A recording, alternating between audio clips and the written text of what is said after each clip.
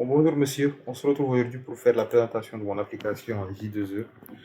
Alors, sans plus tarder, je vais déjà vous montrer la base de données des utilisateurs qui sont à l'intérieur. Bon, voici la liste des utilisateurs qui sont à l'intérieur.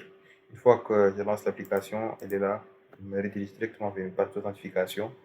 Maintenant, on voit que la base de données, elle est là. Il y a 6 utilisateurs là, qui sont dans la base de données qui ont l'autorisation de se connecter. Bon, je vais vous faire un test. Là, je vais prendre un utilisateur qui n'est pas dedans.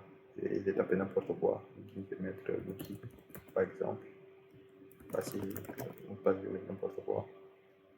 Là, on voit que ça refuse de se connecter. Bon, je sais pas pourquoi le CSS il est parti. Bon, c'est pas grave. Là, maintenant, je vais essayer un utilisateur qui a l'autorisation de se connecter, comme par exemple le premier, Mohamed Sek.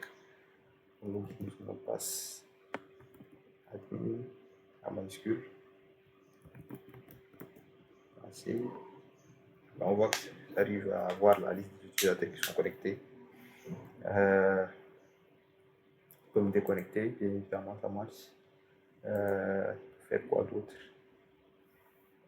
Je vais me reconnecter avec le même utilisateur et vous montrer les autres options qui sont disponibles. Voilà.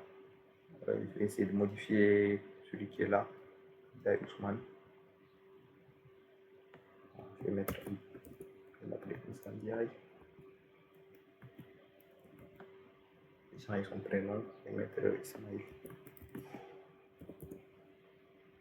Kin Isma.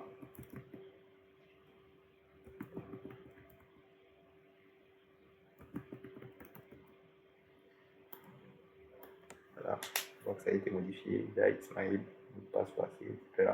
Je vais essayer de le supprimer. Là, ça a été fait. On peut voir aussi vérifier dans la base de données si ça a été fait. On voit qu'il y a les deux utilisateurs. Je vais essayer d'ajouter un nouvel utilisateur. On va dire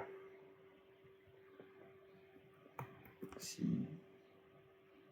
on va laisser Mohamedou. Son LinkedIn, on va dire que ce sera LinkedIn. Son password.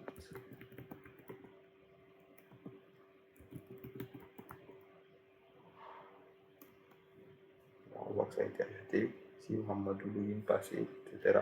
Je vais essayer de me déconnecter et de me connecter avec lui pour vous montrer. LinkedIn. Passé.